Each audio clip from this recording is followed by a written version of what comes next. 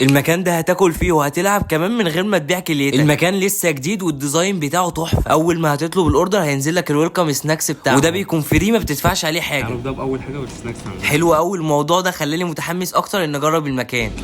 طعمه عجبني قوي من قرمشته كده، واضح ان هو لسه معمول، وبينزل كمان معاه صوص التوميتو ده بس بيبقى سبايسي. عايز اقول لكم ان ده احلى من الدوريتوس. ندخل بقى على العرض اللي احنا جينا عشانه اصلا، وهو البوكس ده. بوكس بيبقى عباره عن 4 سندوتشات تشيكن ستاندر واحد، والصوصات كمان من اختيارك. السندوتشات بيزك قوي، بتاخد خس وطماطم وبصل، وبعدها بينزلوا عليها بصدور الفراخ اللي لسه طالعه من الزيت، واخر حاجه وهي الشيدر، وبعدها بيقفلوا البن على كده. وبينزل كمان مع البوكس ده 4 موتزاريلا ستيك و4 ناجت. ده شكل السندوتشات اللي بتنزل في البوكس ده، وشكلها خطيره. معاكم جو ناصر، يلا بينا. البوكس ده يا جماعه عامل 400 جنيه كل واحد. اصل العرض ده جامد قوي ان انت تعمل فيه شير انت واصحابك. ما تنسوش بقى تصلوا على النبي، وتعالوا نبدا باول ساندوتش ده.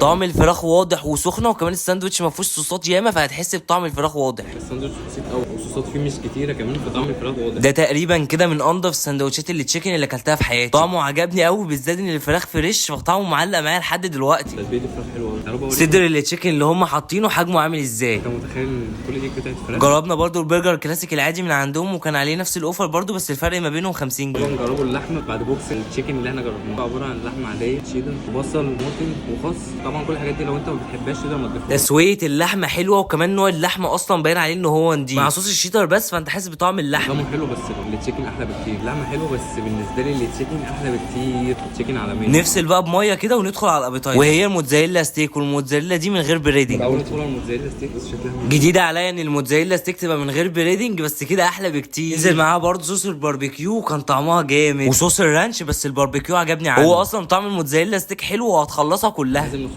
الاول الحوار بتاع الموتزاريلا ستيك. لازم نعمله الاختبار عليهم كلهم كده الاول عشان نتاكدوا. نجربوا ليه؟ وجربنا برضو الناجتس من عندهم، وكان طعمها حلو قوي. تتبيله الناجتس حلوه اصلا، الفراخ مفرومه مع التتبيله فشاربه التتبيله كلها. وجربنا برضو الفرايز الكرينكل دي، وكانت عاديه، بس الباربيكيو هو اللي مش عادي. اخر حاجه جربناه وهو الميلك تشيك شوكليت، وده انصحك قوي ان انت تجربه بجد. القعده حلوه قوي، الفيو كمان على البحر على طول. لو انت بقى من محبي التصوير فهتلاقي كذا مكان تتصور فيه، والمكان ده هو سيكشن اف اللي موجود في سان ستيفانو على البحر بعد الفندق وفتح الله.